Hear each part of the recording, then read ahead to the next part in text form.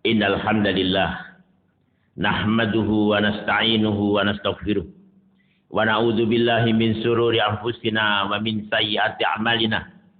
May yahdihillahu fala mudhillalah wa may yudlilhu fala hadiyalah. Wa asyhadu an la ilaha illallah wahdahu la syarikalah wa asyhadu anna Muhammadan abduhu wa rasuluh. Allahumma shalli wa sallim wa barik ala nabiyyina Muhammadin sallallahu alaihi wasallam wa ala alihi wa ashabihi wa man tabi'ahum bi ihsan ila yaumiddin. Ya ayyuhalladzina amanu taqullaha haqqa tuqatih wa la tamutunna illa wa antum muslimun. Ya ayyuhan nasu taqu rabbakumul ladzi khalaqakum min nafsin wahidah wa khalaqa minha zawjaha wa bassa minhuma rijalan katsiran wa nisaa'a wattaqullaha alladzi tasaaluna bihi wal arham innallaha kana 'alaikum raqiba. Ya ayyuhalladzina amanu taqullaha wa qulu qawlan sadida yuslih lakum a'malakum wa yaghfir lakum dhunubakum wa may yuti'illaha wa rasulahu faqad faza fawzan 'azima. Amma ba'd, fa inna asdaqal hadisi kitabullah wa khairal hadi hadi Muhammadin sallallahu alaihi wasallam wa syarrul umuri muhdatsatuha wa kullu muhdatsatin bid'ah wa kullu bid'atin dhalalah wa kullu dhalalatin finnar. Ikhwan rafati fillah, Bapak Ibu jamaah salat subuh Masjid Tarbiyatul Islam, semoga dirahmati oleh Allah. Kita wajib bersyukur kepada Allah Jalla wa Ala atas segala nikmat karunia, terutama taufik hidayah yang diberikan kepada kita, sehingga kita masih tetap beragama Islam, tetap beriman kepada Allah. Mudah-mudahan Allah memberikan keistiqomahan, sehingga kita masih dimudahkan melaksanakan amal ketaatan. Seperti yang kita lakukan pada pagi hari ini, kita bisa melaksanakan sholat subuh berjamaah di salah satu rumah-rumah Allah di Masjid Tarbiyatul Islam yang sekarang lebih nyaman. Ya, ada karpetnya, Masya Allah. Semoga orang yang sedekah diterima amalannya, menjadi pemberat timbangan di akhirat kelak. Semoga salawat dan salam tetap kita limpahkan kepada Rasulullah Muhammad sallallahu alaihi wasallam beserta keluarganya, para sahabat, dan semua umatnya yang masih tegak melaksanakan sunnahnya. Ikhwatal iman, saya kira yang lalu sudah terakhir saya membahas tentang kehidupan setelah kematian. Terakhir saya membahas mengenai sirat, termasuk orang-orang yang keluar dari neraka terakhir dan orang-orang yang masuk surga yang terakhir, di mana dia tidak punya amal kebaikan sama sekali kecuali hanya kalimat la ilaha illallah, kalimat tauhid. Maka oleh karena itu kita perlu menjaga jangan sampai tauhid kita luntur, apalagi hilang. Ya, jangan dikira tauhid yang ada pada diri kita tidak bisa hilang. Sangat mudah untuk hilang. Bahkan semua amal soleh yang sudah kita kerjakan sejak puluhan tahun yang lalu hilang secara otomatis kalau kita melakukan kesyirikan. Waliyadzubillah. Maka itu kita jaga jangan sampai kita melakukan kesyirikan. Begitu kita melakukan kesyirikan, hilang semua amalan soleh, semua amal ibadah dari awal kita kerjakan sampai saat itu. Waliyadzubillah. Ini penting kita jaga. Mudah-mudahan Allah memberikan kemudahan kita senantiasa melaksanakan keistiqomahan sekaligus menjaga dari kesyirikan. Ikhwatal iman, karena sudah selesai sirat, kontoro juga pernah sudah saya bahas. Jadi sekarang saya mau beralih topik lain tentang tanda-tanda kiamat. Kenapa tanda-tanda kiamat itu saya anggap penting? Karena kita supaya siap-siap. Sebab kalau sudah matahari terbit dari barat, maka pintu taubat sudah ditutup. Orang kafir yang mau masuk Islam tidak akan diterima. Itu kalau matahari sudah terbit dari barat. Maka itu kita penting mengetahui tanda-tanda kiamat. Minimal kita bisa mempersiapkan diri. Itu antara lain. Tanda-tanda kiamat memang ada, saya bagi dua. Menurut ulama ada tanda-tanda kiamat sughra dan ada tanda-tanda kiamat kubra. Kalau tanda-tanda kiamat kubra, tanda-tanda kiamat besar, ini luar biasa. Salah satunya adalah Dajjal. Bahkan dalam hadis Bukhari, hadis Muslim, nomor hadis 2477. Silakan. Dalam hadis Muslim, nomor hadis 2477.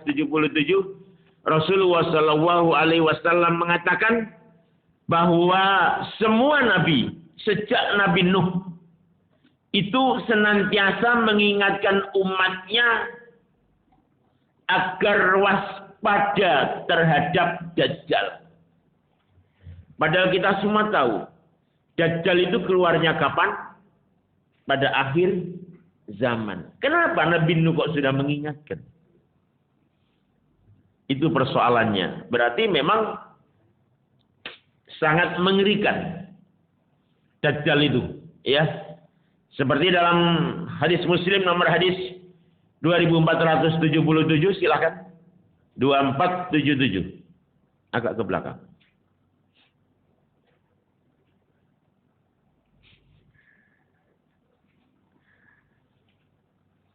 Nah, kalau Dajjal ini termasuk tanda-tanda kiamat kubra. Nanti saya akan sampaikan dulu tanda-tanda kiamat sughra. Apakah sudah terjadi atau belum? Ini yang harus kita fahami. Supaya kita bisa mengantisipasi. Sebab pintu taubat ditutup saat matahari terbit dari barat. Termasuk masing-masing kita. Maaf. Kalau ruh sudah sampai di kerongkongan, pintu tobat ditutup. Maka karena itu seringkali saya sampaikan, sering-seringlah bertobat kepada Allah. Supaya Allah mengampuni dosa-dosa kita. Dan kita dimudahkan untuk melaksanakan amal soleh. Silakan Ustaz. Dari Anas bin Malik radhiyallahu anhu, Rasulullah sallallahu alaihi wasallam bersabda, "Tidak ada seorang nabi melainkan dia mengingatkan umatnya supaya waspada terhadap kepiting pembohong besar." Nah, jelaskan. Jadi kita waspada. Itu sejak dulu, sejak Nabi Nuh. Nabi pertama kali, Nabi Nuh. Ya, sejak Nabi Nuh semua nabi mengingatkan umatnya untuk waspada terhadap Dajjal. Si picak, si picing. Ya, nanti kita kalau sudah waktunya membahas tentang tanda-tanda kiamat besar, untuk Dajjal ini memang agak panjang. Hadisnya banyak dan panjang-panjang ya. Supaya kita mengenali dan apa yang harus kita lakukan. Jangan kalau seperti sekarang ini. Ada sesuatu yang baru kita ingin melihat. Kalau Dajjal keluar, antum jangan keluar rumah. Subhatnya besar. Maaf. Bisa kafir. Itu yang utama. Bisa kafir. Sebab nanti kalau sudah Dajjal keluar, antum cukup di rumah baca surat Al-Kahfi ayat pertama sampai 10. Ya, mudah-mudahan kita dimudahkan Allah menghafal. Atau sudah banyak yang hafal 1 sampai 10. Tidak usah banyak-banyak, tidak usah semua. Bacakan itu. Hadisnya sahih. Sebagian hadis mengatakan ayat terakhir. Tapi hadisnya kurang kuat. Yang kuat adalah ayat 1 sampai 10. Kalau bisa hafalkan. Jangan ada Dajjal keluar, cari dulu mushaf. Ya. Itu perlu dihafalkan. Tidak banyak, 1 sampai 10. Surat Al-Kahfi yang selalu kita baca setiap hari Jumat. Baca itu. Sebab kalau sering kali baca tiap Jumat baca itu, insya Allah hafal dengan sendirinya. Ya, hafal dengan sendirinya. Termasuk surat Al-Mulk, surat Tabarak. Yang tadi saya baca, itu perlu dibaca. Syukur-syukur sudah hafal. Jumlahnya cuma 30 ayat. Tidak banyak. Karena dengan kita seringkali membaca surat Tabarak setiap malam, setiap hari, maka insya Allah kita diselamatkan dari siksa kubur. Itu penting ya. Siksa kubur itu sangat mengerikan. Seperti kata Utsman bin Affan pernah menyampaikan, Rasulullah SAW pernah sampaikan, tidak ada yang mengerikan kecuali alam barzakh, kecuali alam kubur. Sangat mengerikan. Baik. Belum selesai ya? Lanjutkan Ustaz. Ketahuilah dia bincang sedangkan Tuhan tidak bincang antara kedua mata yang tertulis kafaro. Kafaro ya. Terus? Baik. Jadi antara kedua matanya tertulis kafaro. Artinya kafir. Kafir. Ya. Ya, enggak usah cari-cari. Sudah muncul apa belum? Loh, ada orang kok dicek satu, apakah dia dajjal? Enggak usah itu. Atau langsung cukup kalau memang meragukan, ya langsung pulang aja. Enggak usah kemana-mana. Pulang ke rumah, karena nanti luar biasa itu. Dalam dalil yang sahih disebutkan, sebelum dajjal keluar, Allah itu membuat hujan berkurang. Tahun pertama dikurangi 1/3. Curah hujannya kurang. Yang kedua, tanaman tidak bisa tumbuh sebanyak 1/3. Tahun kedua ditambah lagi 1/3. Berarti 2/3 hujannya tinggal sedikit. Tumbuh-tumbuhan banyak yang nggak tumbuh. Setelah tahun ketiga, tumbuhan tidak ada yang tumbuh sama sekali. Tidak ada hujan sama sekali. Dajjal keluar. Orang diminta percaya kepada Dajjal. Dajjal pergi kemana-mana. Ke setiap negeri. Kecuali Mekah dan Madinah. Yang tidak bisa. Karena Mekah Madinah dijaga oleh malaikat berbaris. Sehingga tidak bisa Dajjal tidak bisa masuk. Semua. Termasuk Gubeng Kertajaya. Ya. Maka itu kalau masuk. Antum cepat pulang ke rumah. Baca surat Al-Kahfi. Itu saja. Jangan sampai. Bahkan Rasulullah SAW mengajari kita untuk berdoa kepada perlindungan terhadap Dajjal sebelum salam. Maka itu sebelum salam jangan keburu salam. Setelah tahiyat akhir perbanyak doa. Ya. Jadi doa yang pasti dikabulkan oleh Allah ada 2 dalam sholat. Yang pertama pada saat sujud dan yang kedua pada saat tahiyat sebelum salam. Tambahkan. Rasulullah SAW mengajari kita, Allahumma ini. Apa? Kok lali? Dibaca atau karena di luar sholat lupa begitu ya? Apa? Allahumma ini. A'udzubika min adzabi jahannam. Jadi berlindung dari jahannam. Berlindung dari neraka. Wa min adzabil qabr. Berlindung dari azab kubur. Adab kubur itu mengerikan. Ya, walaupun orangnya tenang-tenang di dalam kuburan, tapi disiksa. Waliyadzubillah. Dan yang ketiga, wa min adabil mahya wal mamat. Dari fitnah hidup dan fitnah kematian. Dan yang terakhir, wa min syarri fitnatil masihid dajjal. Berlindung dari Dajjal. Ini baca rutin. Setiap tahiyat sebelum salam. Supaya Allah melindungi antum semua. Baik. Kita lanjut tentang tanda-tanda kiamat sughra. Tanda-tanda kiamat sughra ada beberapa macam. Yang pertama tanda-tanda yang telah terjadi dan berlalu. Sudah lewat. Ya. Misalnya diutus Nabi. Itu tanda-tanda kiamat. Kalau sudah diutus Nabi itu termasuk tanda-tanda kiamat. Di dalam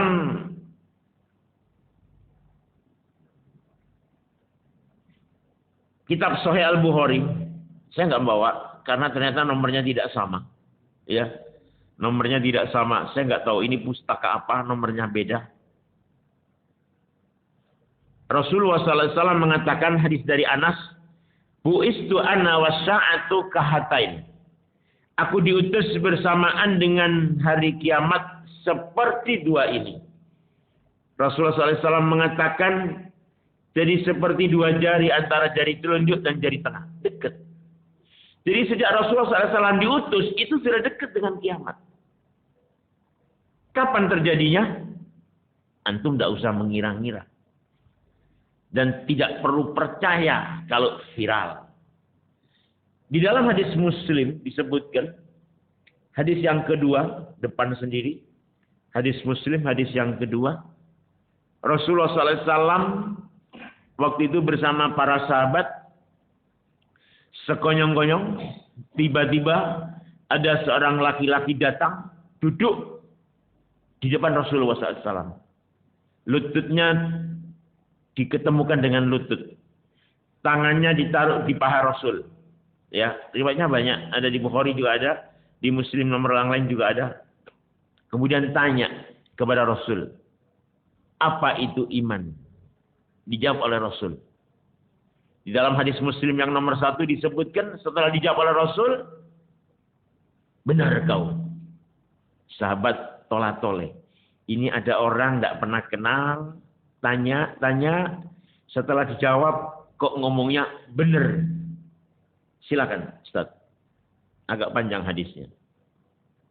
Dari Abu Hurairah radhiyallahu anhu katanya, pada suatu hari Rasulullah SAW tampak sedang berkumpul dengan orang banyak.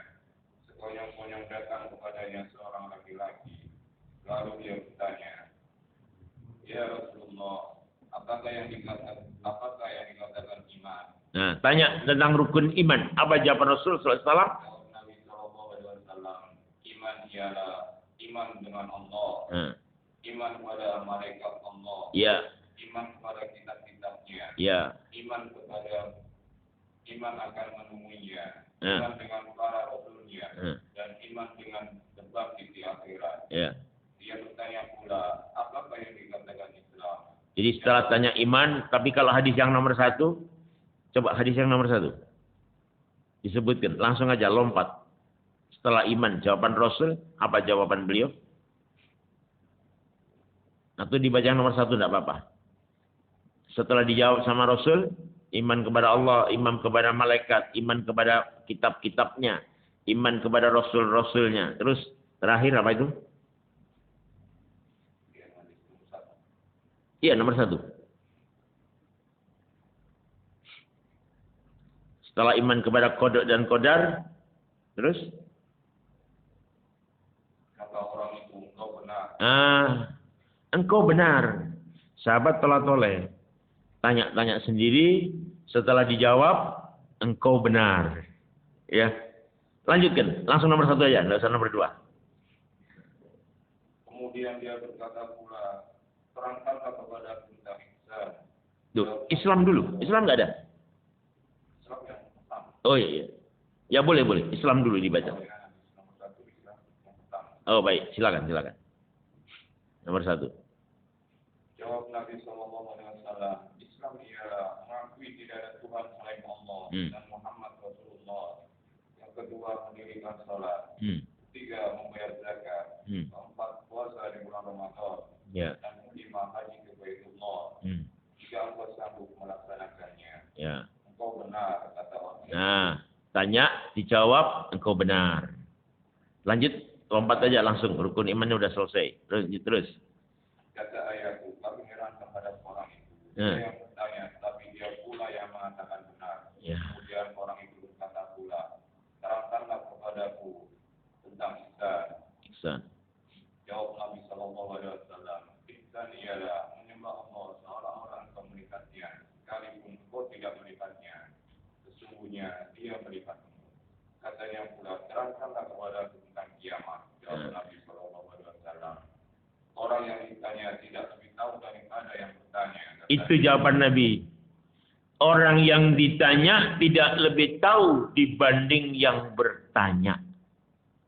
Jadi kalau kapan kiamat, itu jawaban Nabi. Apalagi kita, maaf. Ya. Maka itu kalau ada orang ngomong-ngomong, ini saya baca barusan, berapa hari yang lalu, ada viral. Bahwa umur manusia atau umur bumi sampai tahun 1474 kalau tidak salah. Nggak usah percaya. Ini mengingkari sunnah. Ya, mengingkari sunnah. Tidak usah. Biar aja. Yang penting itu bukan kapan kiamatnya. Tapi apa persiapan kita menghadapi kiamat. Itu yang lebih penting. Apa persiapan kita? Bagaimana kalau Dajjal keluar? Bagaimana kalau yang lain-lain muncul semua? Apa yang harus kita persiapkan? Jangan sampai kita belum sempat taubat, belum sempat hafal 10 ayat pertama surat Al-Kahfi, kiamat sudah datang. Jangan sampai terjadi. Ya. Lanjutkan, Ustaz. Jawab Nabi Sallallahu Alaihi Wasallam, orang yang ditanya tidak lebih tahu daripada yang bertanya. Katanya, terangkanlah kepadaku tanda-tandanya. Jawab Nabi Sallallahu Alaihi Wasallam. Nah, ini tanda-tandanya baru Rasul tahu. Apa itu? Apabila hamba saya perempuan telah melahirkan majikannya. Hamba saya perempuan melahirkan majikan. Terus. Dan apabila orang-orang dusun yang melarat telah bermewah-mewah di gedung-gedungan indah. Orang-orang dusun yang melarat, yang miskin, bermewah-mewah di gedung. Di mana ini terjadi? Ya? Di Mekah, di Saudi. Dulu mereka itu apa? Tanahnya tandus, kering kerontang, pekerjaannya menggembala kambing. Sekarang antum lihat sendiri, gedungnya tinggi-tinggi, rumahnya mewah-mewah. Ya. Itu kondisinya. Berarti dekat kiamat belum?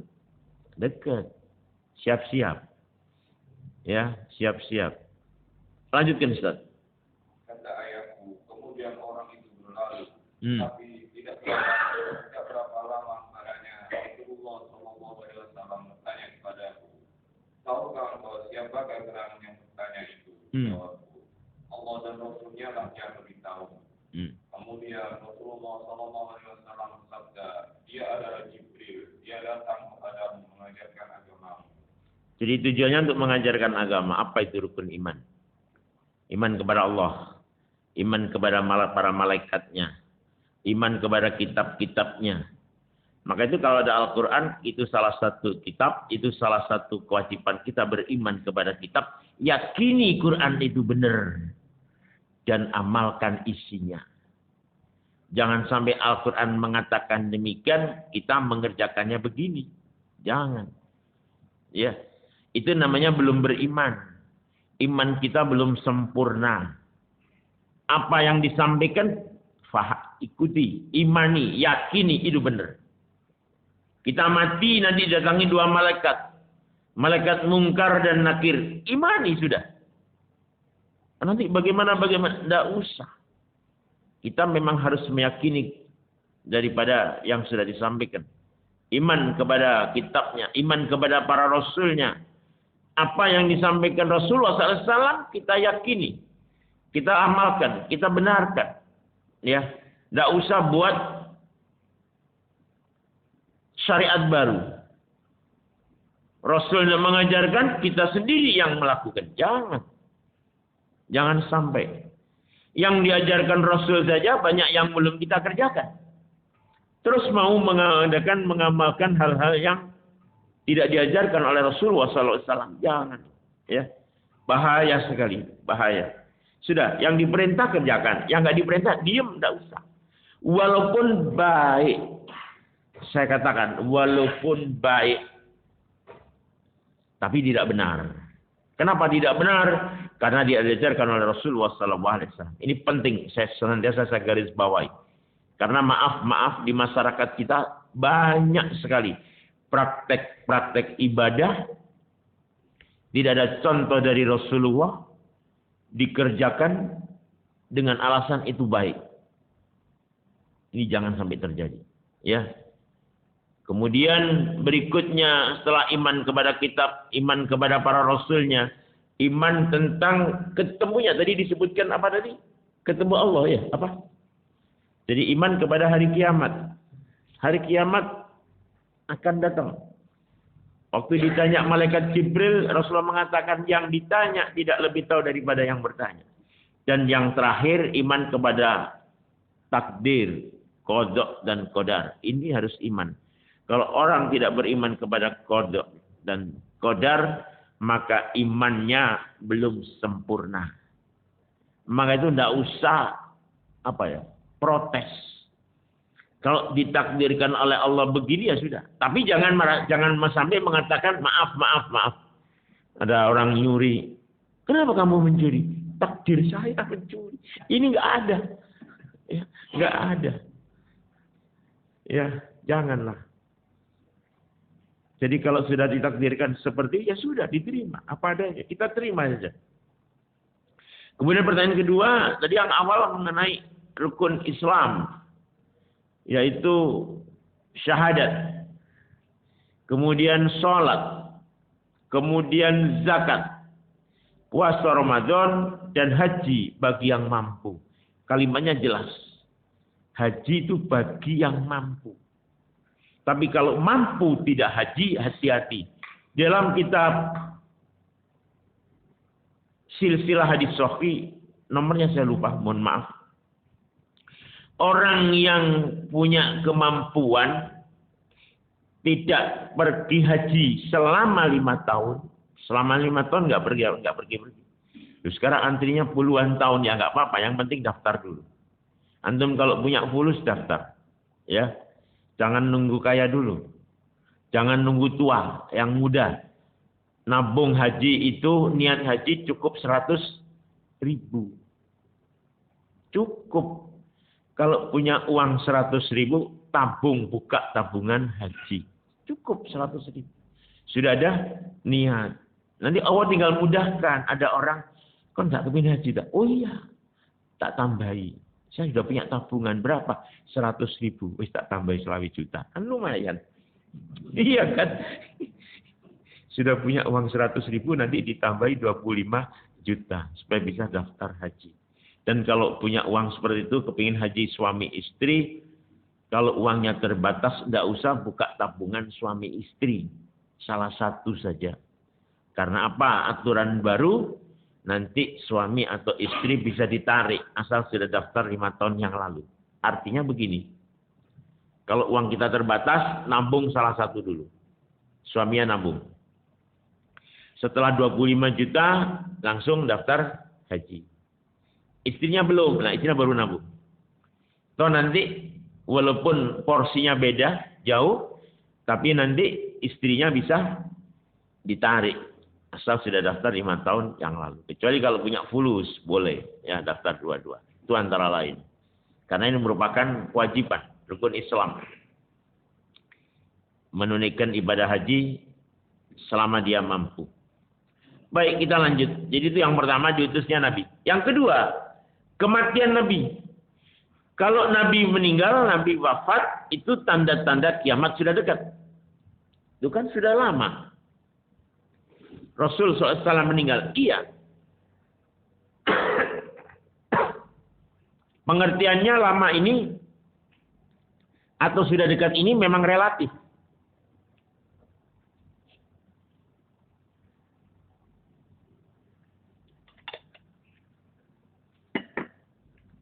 Memang relatif.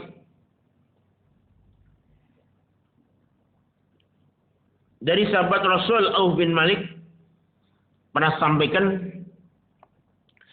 ataitu Nabi sallallahu alaihi wasallam fi ghuswati Tabuka wa huwa fi kubbati min Adam. Faqal udud sitta baina yaday sa'ah mauti summa fathu baitil maqdis. Aku menghampiri Nabi saat perang Tabuk, kata Auf bin Malik. Beliau tengah berada di tenda dari kulit. Beliau bersabda, hitunglah 6 tanda-tanda sebelum kiamat. Pertama, kematianku. Yang kedua, penaklukan Baitul Maqdis.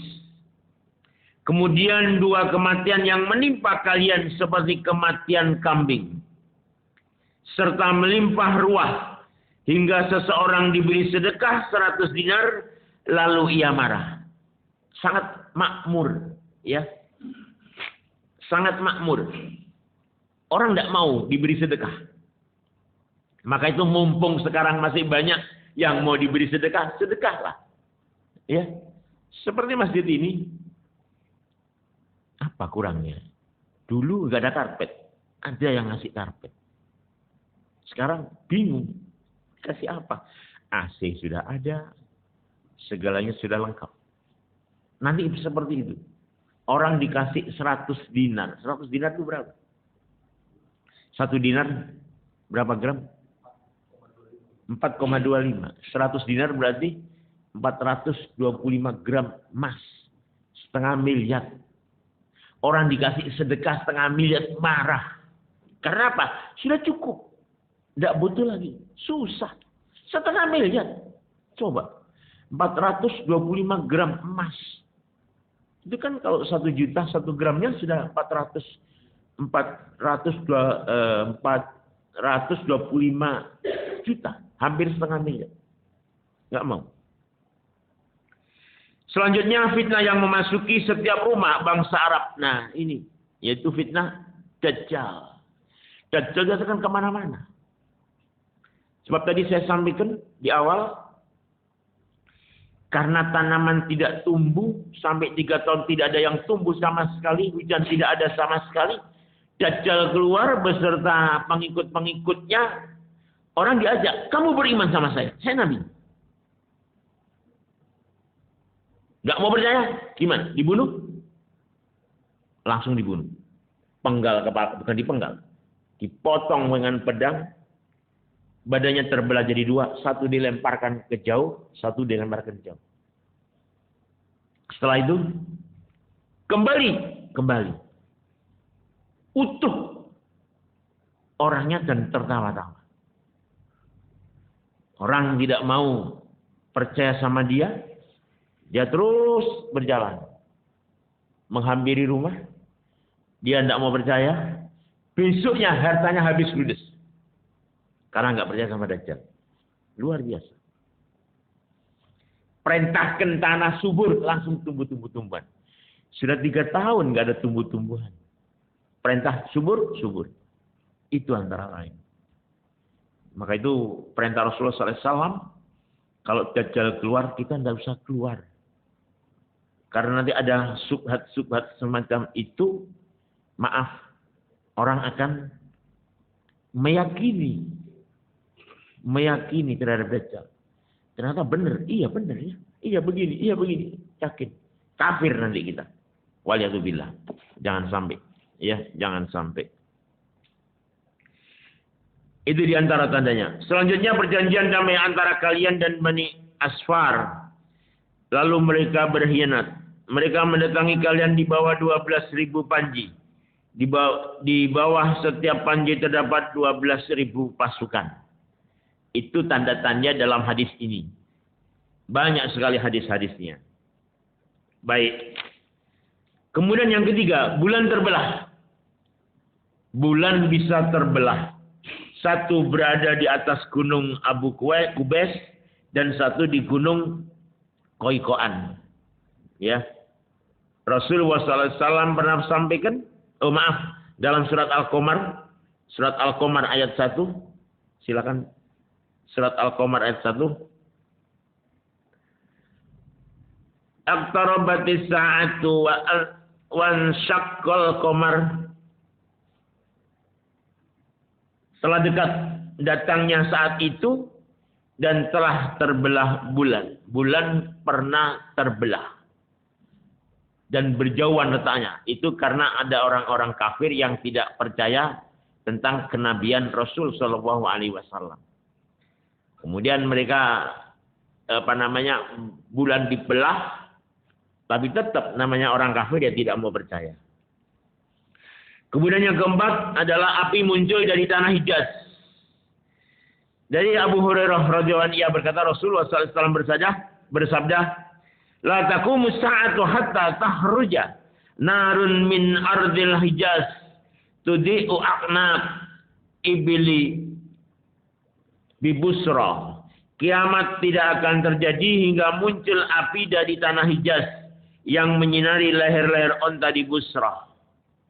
Jadi, dan ini sudah terjadi belum? Sudah. Ya. Sudah terjadi. Kemudian berikutnya jizya dihapus. Berikutnya adalah tanda-tanda yang sudah terjadi dan kemungkinan akan berulang. Munculnya dajjal-dajjal pendusta. Apakah dajjal sudah pernah muncul? Pernah. Dulu. Cuma tidak seperti yang disebutkan dalam hadis itu. Itu banyak orang yang mengaku sebagai nabi. Seperti di Jawa Timur. Ada nabi kan? Di mana itu? Jombang. Ya, ada orang yang mengaku sebagai nabi. Ini tanda-tanda kiamat sudah dekat. Kemudian berikutnya adalah amanat hilang dan kerusakan moral kaum muslimin. Orang diberi amanat berkhianat. Jangan sampai ya. Kalau sudah seperti dan sekarang sudah terjadi belum? Sudah banyak. Kiamat sudah dekat. Munculnya ruwaibidah. Kemudian munculnya orang-orang yang lalim, bengis. Wanita-wanita berpakaian namun telanjang. Sudah belum? Banyak. Ya. Banyak wanita-wanita yang tidak menutup auratnya. Hati-hati ini, hati-hati. Bapak-bapak. Jangan sampai istri kita, anak-anak perempuan kita membuka auratnya, ketemu dengan yang bukan mahramnya. Diminta pertanggungjawabannya nanti. Diminta itu pertanggungjawabannya. Dan Allah akan menyebutkan. Benar? Pada tanggal ini istrimu ke pasar, istrimu ke depan rumah belanja pak sayur, tidak menutup aurat, kamu tahu, kamu diam aja. Dibuka saat hisab. Akan dibuka. Dalilnya pernah saya sampaikan, Bukhari kan? Pernah saya sampaikan. Rasulullah SAW menyampaikan dari Abu Hurairah, Sinfani min ahli nar. Lam arahuma qaumun ma'ahum siyatun ka'adna bil qabar ka'adna bil bakar yadribuna bihan nas. Ada dua golongan penghuni neraka yang belum pernah aku lihat. Kaum yang membawa cambuk seperti ekor sapi. Dengan cambuk itu mereka memukuli rakyat. Artinya pemimpin yang dolim. Kalau sudah ada pemimpin yang dolim, itu berarti merupakan tanda-tanda kiamat akan datang. Tapi kita tidak usah ngerasani pemerintah, jangan. Itu nggak boleh. Itu bukan pola pikirnya para sahabat. Biar aja kita doakan. Kalau memang antum mau datangi sana, beritahu. Pak Presiden, jangan begini, jangan begitu, begini saja. Ingat nanti Bapak juga akan mati. Kalau mati diminta pertanggung jawabannya. Kalau mau. Tidak mau ya sudah. Atau doakan saja. Supaya pemimpin kita akan lebih baik. Tapi ingat. Kalau rakyatnya tidak baik. Itu tidak bakalan mendapatkan pemerintahan yang baik. Maka itu bersabarlah. Kalau sekarang sudah ada calon-calon yang baik dan calon-calon yang kurang baik. Ya kita doa saja. Mudah-mudahan kita diberikan pemimpin yang baik. Itu saja. Ya. Sudah mau pemilu soalnya. Kemudian yang kedua, wanita-wanita berpakaian namun telanjang. Wanita-wanita berpakaian namun telanjang. Pakai busana, tapi telanjang. Kenapa telanjang? Karena sebagian dibuka. Pernah saya sampaikan hadisnya dalam kitab Muslim 2004. Berlenggak-lenggok dan miring. Rambut mereka seperti punuk unta. Mereka tidak masuk surga, tidak akan mencium baunya. Padahal bau surga tercium dari perjalanan yang sejauh ini dan itu. 2004. Tidak apa-apa dibaca. 2004. Pernah saya sampaikan ini. Tapi tidak apa-apa diulang. Untuk mengingat kita kembali. Reminder. Silakan. Dari Abu Hurairah radhiyallahu anhu katanya, Rasulullah sallallahu alaihi wasallam bersabda, ada dua macam penduduk neraka yang keduanya belum kelihatan olehku. Ya. Yang pertama, kaum yang memiliki cambuk seperti ekor sapi yang dipergunakannya untuk memukul orang. Ya. Yang kedua, wanita-wanita berpakaian tetapi sama dengan telanjang. Ya. Karena pakaiannya terlalu Minim. terlalu tipis. Atau tipis. Maka itu kalau pakaian jangan tipis-tipis wanita-wanita. Jangan terlalu minim. Artinya ada yang dikurangi. Ya, dari kaki sampai lutut dibuka atau di atasnya lutut bahkan. Ya, maaf, pakai celana pendek, tidak benar. Kalau dia orang kafir silahkan, tidak ngurus. Kalau dia orang beriman jangan, disiksa nanti. Terus terlalu tipis, terlalu ketat. Atau pakaian yang merangsang pria karena sebagian auratnya terbuka. Nah, ini. Karena pria itu lebih cepat terangsang kalau ada wanita yang pakaiannya terbuka. Masya Allah, betis cek putih nih. Dari belakang itu. Maka itu kalau melihat wanita seperti itu, cepat istighfar. Tundukkan pandangan. Ya, alhamdulillah. Ya, tundukkan pandangan, istighfar. Karena melihat yang pertama nggak dosa. Tapi begitu diamati itu dosa. Ya, itu dosa. Ya. Lanjutkan Ustaz. Dan wanita-wanita yang mudah dirayu atau suka merayu. Wanita mudah dirayu atau suka merayu. Maka itu wanita-wanita kalau bicara di telepon atau bicara dengan lawan jenis, tidak usah dibagus-baguskan suaranya. Biasa aja. Ya. Dibagus-baguskan. Bahaya itu. Lanjut. Rambut mereka disasak bagaikan penuh unta. Rambut disasak seperti penuh unta. Ya, nggak boleh. Lanjut. Wanita-wanita tersebut tidak dapat masuk surga. Tidak dapat mencium bau surga. Coba. Jangankan masuk surga. Mencium baunya aja nggak bisa. Waliyadzubillah. Ya, hati-hati. Bapak-bapak. Ya, yang punya anak perempuan. Yang punya istri-istri. Diingetin. Kalau antum tidak mengingatkan, nanti antum kena juga siksanya. Waliyadzubillah. Istri jelas. Atau anak perempuan kita yang buka aurat jelas. Akan disiksa sama Allah. Tapi kita yang diem aja, siksa. Waliyadzubillah. Maka itu hati-hati. Ya, hati-hati. Kalau ada kumpul-kumpul, banyak wanita-wanita yang kemungkinan buka aurat, nggak usah datang. Nggak usah datang. Kalau kita sudah yakin itu nanti banyak wanita-wanita yang buka aurat, ada konser, nggak usah datang. Ngapain? Undangan, ini mahal nih tiketnya. Lebih dari 1 juta. Nggak usah datang. Ngapain? Nanti aja di surga. Baik, hadis yang lain dari Abu Umamah radhiyallahu anhu, ia berkata Rasulullah sallallahu alaihi wasallam bersabda, "Yakunu fi akhiriz zaman rijalun ma'hum asyatun ka'annaha adnabul baqar yaghduna fi sahatillah wa yaruhuna fi ghadabi." Di akhir zaman ada 2 orang, mereka membawa cambuk seperti ekor sapi. Mereka pergi di pagi hari dan dalam murka Allah. Dan pergi di sore hari dalam kemarahan Allah. Baik, saya lanjut. Yang kelima. Kaum wanita lebih banyak daripada kaum laki-laki. Ya, ini. Sekarang gimana? Lebih banyak sudah. Ya, banyak kaum wanita. Di sini disebutkan dalam riwayat Abu Musa.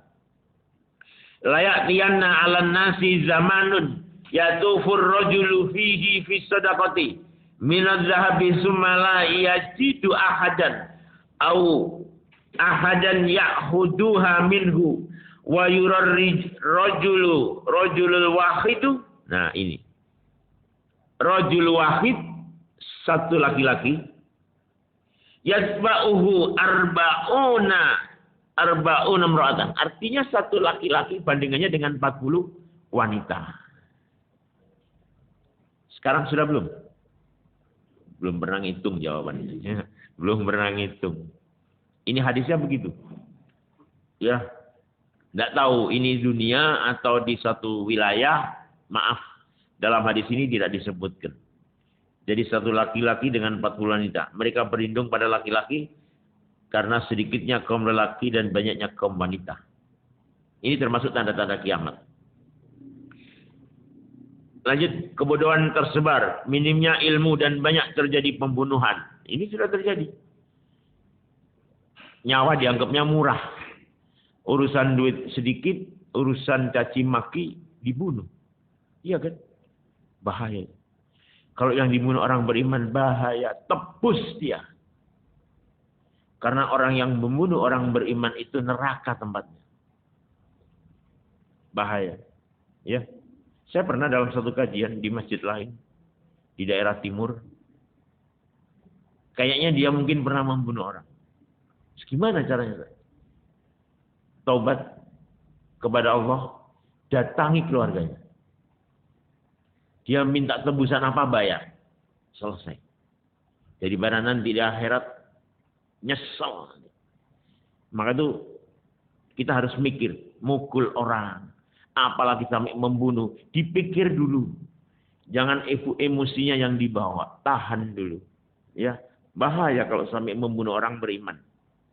Sangat-sangat berbahaya. Jangan sampai terjadi. Saran saya, tebus. Keluarganya datangi, minta ampun. Semoga mereka memaafkan.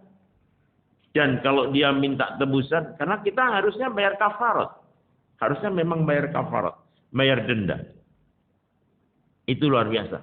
Minimnya ilmu. Banyak orang-orang soleh yang diwafatkan oleh Allah. Jadi akhirnya ilmunya habis. Ilmu agamanya berkurang. Orang akan bertanya kepada orang yang bukan ahlinya. Karena apa? Sudah tidak ada. Kiai-kiai, ustadz-ustadz, habib-habib yang ngerti agama. Semuanya ngerti, tapi kadang-kadang mereka menceng. Yang lurus sudah habis. Itu masalahnya. Ya. Kemudian berikutnya adalah seluruh umat mengerumuni umat Islam. Jadi membutuhkan umat Islam, saya lompat aja biar cepat. Urusan diserahkan kepada selain ahlinya. Kalau banyak urusan diserahkan yang bukan ahlinya, itu tanda-tanda kiamat. Budak wanita melahirkan anak tuannya. Dan para penggembala kambing saling membanggakan bangunan. Tadi sudah disinggung dalam hadisnya. Yang ke-10 banyaknya pelayan dari kalangan kaum non-muslim. 11 zaman kian berdekatan. Cepat berlalu. Jadi terasa kok cepat. Sekarang sudah kan? Kok cepat ya? Sebentar-sebentar. Loh, kok sudah asar? Loh, kok tahu-tahu sudah malam? Besok ketemu lagi. Tahu-tahu sudah ganti tahun lagi. Cepat ya.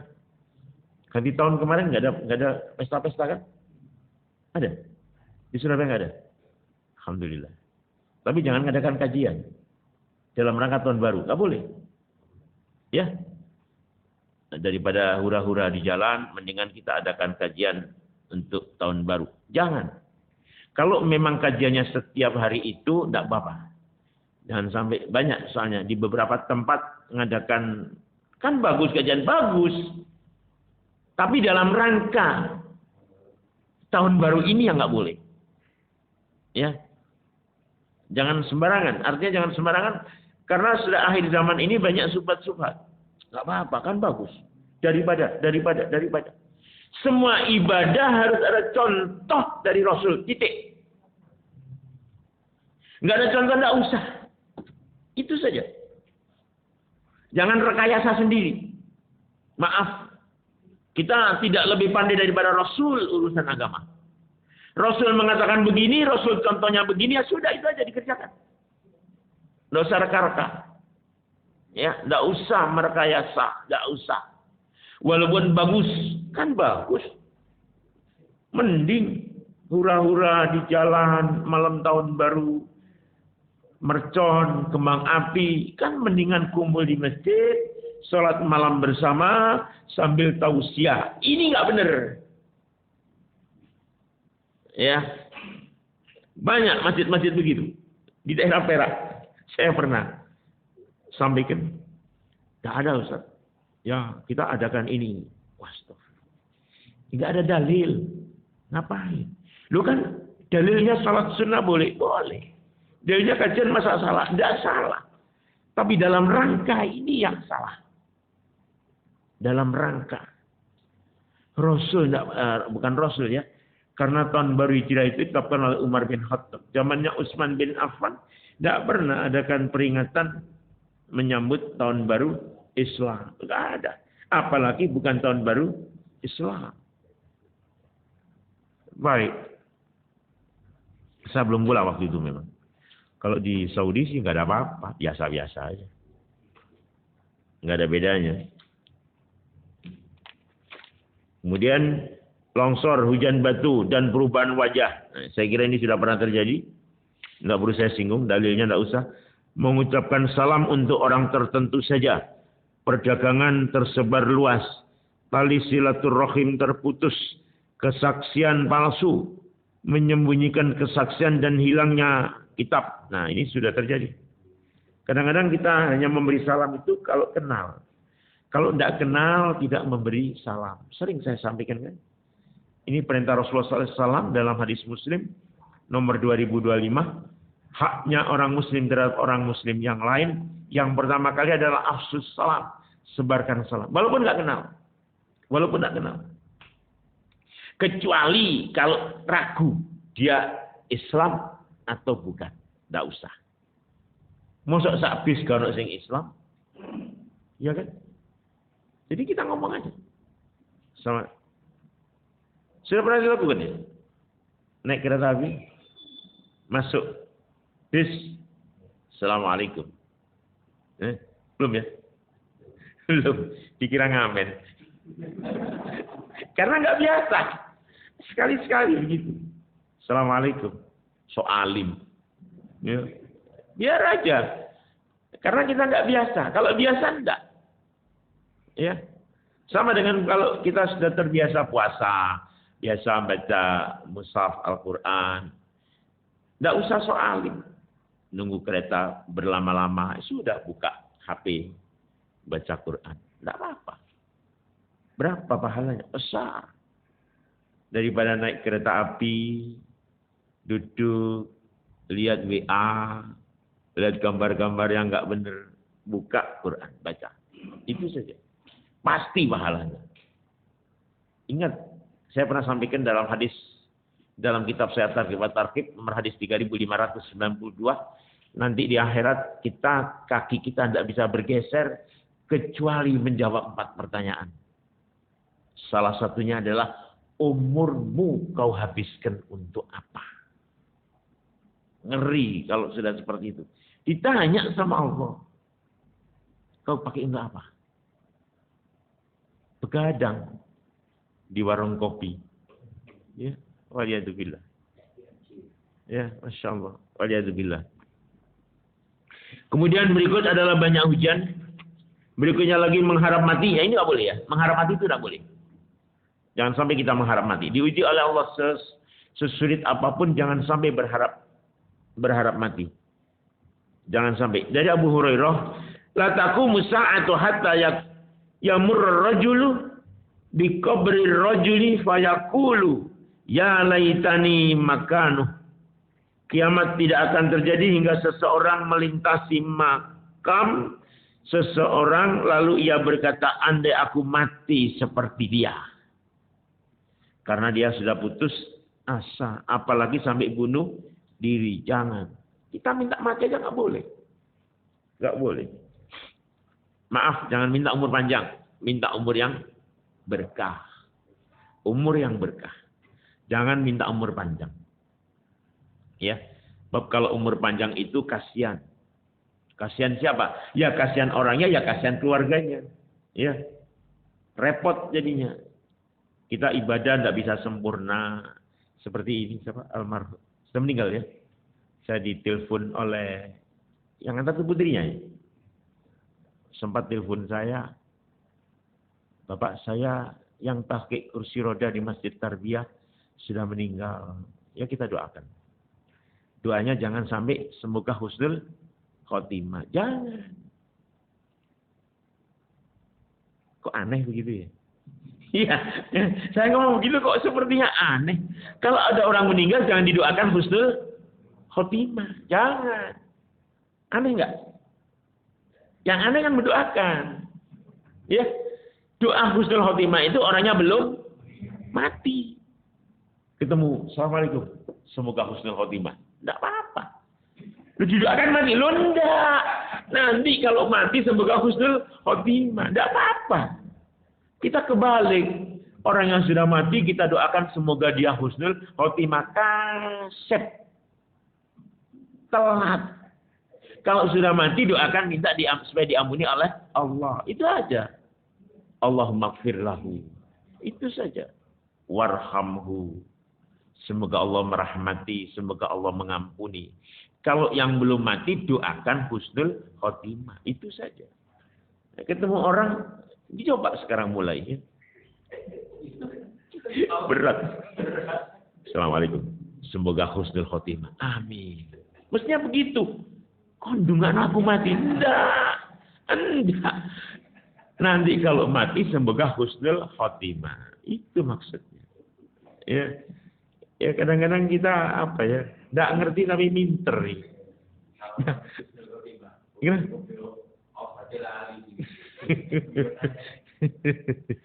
Iya.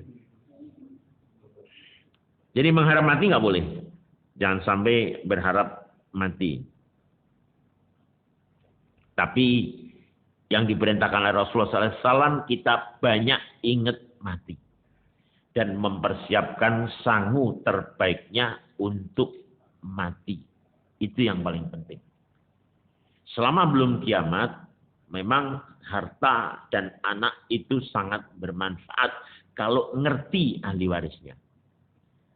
Tapi begitu kiamat, anak tidak bermanfaat. Harta tidak bermanfaat. Maka itu mumpung kita masih hidup, manfaatkan semaksimal mungkin. Punya anak didik sebagai anak yang soleh. Itu saja. Harta kita manfaatkan. Ya. Jangan sampai membuat wasiat yang membuat ahli waris nggak dapat harta. Jangan. Kalau aku mati, omaiki wakafno nenggone Masjid Tarbiyatul Islam. Kita cek dulu. Lebih dari sepertiga enggak? Kalau tidak lebih dari sepertiga, boleh. Tapi kalau melebihi sepertiga, enggak boleh. Rasul melarang. Ada orang wasiat melebihi dari sepertiganya. Enggak boleh. Ya. Dan wasiat itu jangan sampai kepada ahli waris. Wasiat kepada ahli waris batal. Kok nek aku mati, omahe iki tak kekno anak sing paling cilik sakno. Sing gede wis tak biayai sekolah, yang paling kecil belum. Dia sudah sakit, sepertinya mungkin mau mati, dia berwasiat. Maka wasiatnya batal. Karena wasiat kepada ahli waris, tidak boleh. Ya. Itu antara lain. Kemudian yang berikut, yang ketiga adalah tanda-tanda kiamat yang belum terjadi. Bahkan ini sebenarnya sekarang sudah terjadi. Sebagian orang murtad. Sebagian orang murtad menyembah berhala. Ya cara menyembah berhalanya nggak seperti dulu, zaman jahiliyah. Ya. Sholat di dalam gereja. Boleh. Di situ di gereja banyak patung. Ya. Apa nggak ada tempat lain? Iya kan? Saya kadang-kadang lihat viral di WA itu. Astagfirullah. Baca sholawat di dalam gereja. Lu ngapain? Baca sholawat. Ini dalam rangka, ini bukan kerukunan. Kerusakan. Akidahnya rusak. Nggak boleh. Ya, jangan sampai dilakukan. Jangan sampai dilakukan. Kok saya lupa? Apa sudah tuluk? Jam 5 udah lewat ya? Maaf. 5.23 ditambah 15 berarti 5.38. Sekarang 5.35, tinggal 3 menit. Baik, mungkin ada yang disampaikan? Silakan. Ustaz tadi menyatakan bahwa putusan Nabi itu tidak ada tanda-tanda kiamat. Apakah sejak awal ada Nabi Adam atau khusus Nabi Muhammad? Ya. Bahwa ada tanda-tanda kiamat. Ya. Baik. Nah, terus masalah apa? Jangan mengharap kematian. Ya. Padahal kita kalau ya ngaji di lain mengharapkan akan kematian. Tapi kan baru saya tahu jangan mengharapkan kematian. Ya. Kalau memang mengungkapkan mukadimah itu memang pada orang dibilang memang saja yang sudah kalau kita jangan pada orang yang hidup jangan yang mati. Tapi kalau kematian itu kita harus mengarahkan. Jadi saya juga apa dalilnya apa kayak bilang apa. Saya kalau sampaikan diri itu sekali tanya mas, dalilnya apa? Saya bingung saya kan tak begitu tahu. Iya, itu. Baik. Jadi yang diperintahkan oleh Rasul adalah aksarul maut, perbanyak ingat mati. Aksarul maut dzikra, ya. Perbanyak ingat mati. Itu yang diperintah. Kalau sudah iling mati, sering iling mati, maka perbuatan kita ditata. Itu tujuannya. Cuma iling mati ya percuma kalau nggak ada perubahan. Maka itu ziarah kubur itu boleh nggak? Sunnah. Sebagian kelompok masyarakat kita, sebagian senang ziarah kubur, sebagian anti ziarah kubur. Nggak benar itu yang anti. Ziarah kubur itu bagus, sunnah. Supaya ingat mati. Tapi ingat, ziarah kubur sesuai dengan tata cara dan syariat Islam. Jangan sampai ziarah kubur malah minta kepada ahli kubur. Hatta minta ke kuburan Rasul sallallahu alaihi wasallam. Enggak boleh. Rasul. Kesempatan kita minta, ya Rasul, bantu aku doa ini. Lah. Enggak perlu. Boleh enggak? Boleh. Tapi ada tapinya. Jangan sampai minta. Jangan sampai baca Quran di situ. Tidak ada dalil. Ziarah kubur baca Quran. Doa saja. Tidak pakai duduk. Kuburannya tak salah. Coba lihat kuburan-kuburan wali. Dibangun nggak? Dibangun. Salah ini. Antum pernah lihat kuburan Rasulullah SAW? Tanah. Nisannya batu. Cuman itu. Ngapain dibangun? Ini salah. Iya, tidak benar. Makanya saya sudah buat wasiat di rumah. Nanti kuburan Abi jangan sampai dibangun. Biarkan datar tanahnya. Boleh tanahnya agak tinggi sedikit, tidak lebih dari ini. Tidak boleh terlalu tinggi. Sekarang tidak kejinya tinggi, tidak boleh. Ya, maka itu tadi saya sampaikan. Sudahlah, jangan melakukan amalan-amalan yang tidak ada contoh dari Rasulullah SAW. Coba lihat kuburan Rasul SAW. Di situ ada 3 kuburan. Rasul, Abu Bakar, sama Umar. Coba lihat Aisyah. Masya Allah Aisyah. Saat Nabi itu memang dikuburnya di tempat beliau meninggal. Karena meninggalnya di rumah, di kamar, maka dikuburnya di kamar itu. Itu Rasulullah SAW. Dikubur di situ. Rasul suaminya. Kemudian Abu Bakar meninggal, dikubur di dekatnya, mencang sedikit. Abu Bakar ayahnya. Umar menjelang meninggal ngomong sama Aisyah, bolehkah aku kalau mati dikubur di situ? Ini yang ngomong kepala negara, khalifah. Apa jawaban Aisyah? Boleh. Sehingga Umar juga dikubur di dekat situ. Setelah dikubur, Aisyah langsung pasang korden. Rasulullah suami saya, Abu Bakar bapak saya, Umar bukan apa-apa saya. Sehingga pasang korden. Padahal orangnya sudah mati dalam rangka menjaga aurat. Masya Allah. Itu Aisyah. Sama dengan Fatimah. Fatimah terkejut melihat mayat wanita dikubur yang kafannya kan membentuk tubuhnya kan, rapat gitu kan. Kaget Fatimah. Loh kok begitu? Sehingga ada dalil yang memerintahkan kalau mengubur wanita ke liang lahat itu ikuti tutupi dengan kain. Maka itu kalau ngubur mayat wanita dengan mayat laki beda. Kalau mayat wanita saat dimasukkan kain yang penutup pendusoy ini ngikuti. Setelah dimasukkan baru kita enggak kadang-kadang diikuti, dipayungi, tidak perlu. Kalau laki tidak usah. Kalau wanita baru. Kadang wanita, banyak orang tidak ngerti. Tutup pendusa namanya. Tutupnya pendusa itu kalau mayat wanita ikuti.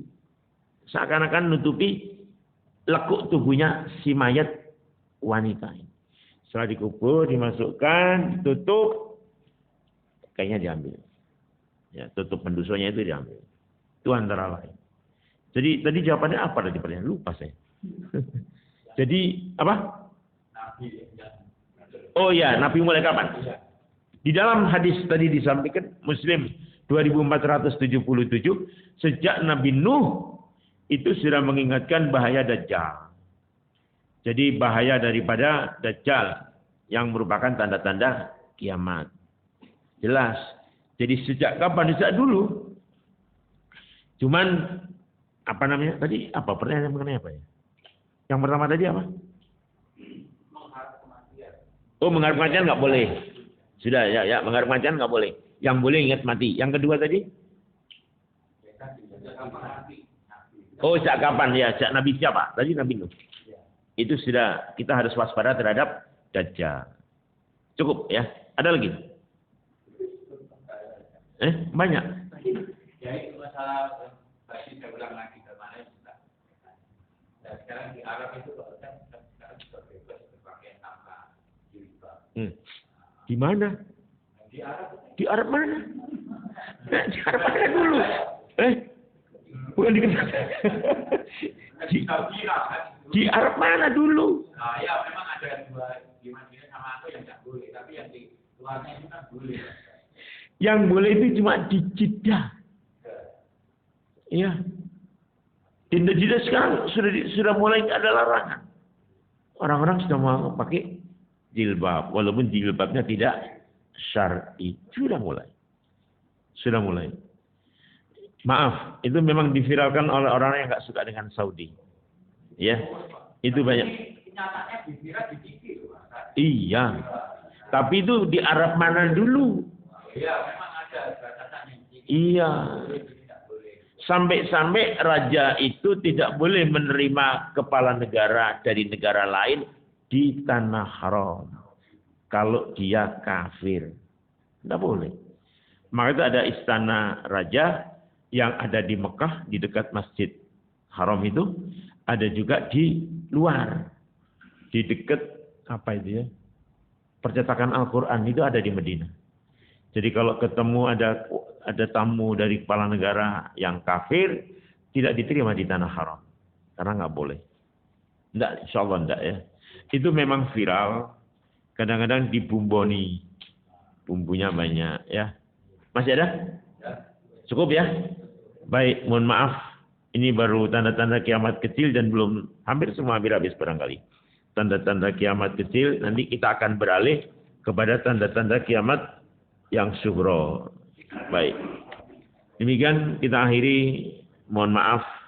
Subhanakallahumma bihamdika asyhadu an la ilaha illa anta astaghfiruka wa atubu ilaik. Assalamualaikum warahmatullahi wabarakatuh.